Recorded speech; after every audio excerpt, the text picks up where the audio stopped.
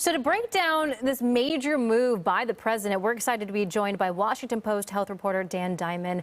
Dan, good morning. Thank you so much for having me. Absolutely. All right, first off here, 400 million masks, that is a lot. So how helpful do we think this will be? I think it will be helpful. It would have been more helpful a few weeks ago before the Omicron variant really surged across the country.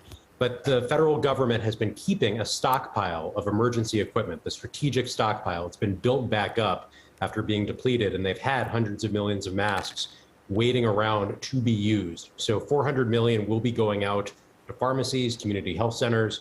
Theoretically, adults can get up to 3 masks, though I think it's worth noting there might not be a way if an enterprising adult was trying to go from pharmacy to pharmacy and get more masks than that. But either way, the message that the federal government is trying to send is that face coverings, specifically high quality masks like an N95, can be helpful in navigating Omicron.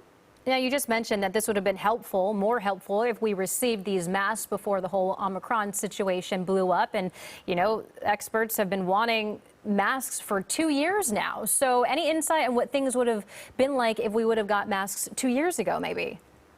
It's a great question. So 2 years ago, we were in a pickle in that the coronavirus first arrived. There weren't enough masks even for healthcare workers. Thankfully, we are past that point. Masks are plentiful. The federal government has helped expedite more of them.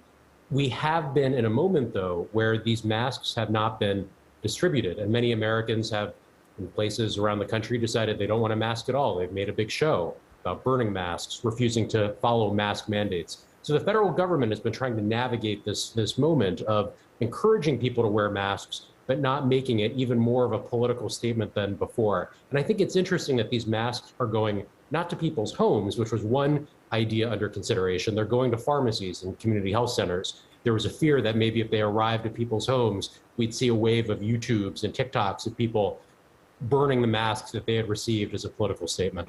And to get political here for a second, on Wednesday, it sounded like President Biden believes his strategy against COVID is working, and his strategy for next year will be similar to his first. Is that the right call?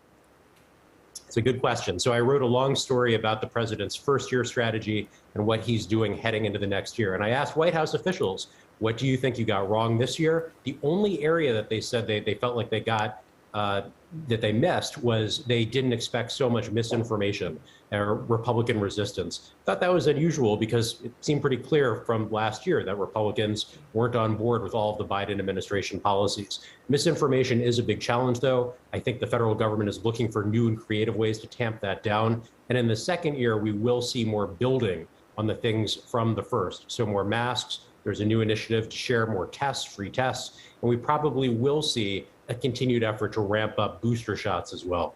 All right, Dan. Well, thank you so much for joining us this morning and kind of breaking down what's going on here. We appreciate it. Thank you.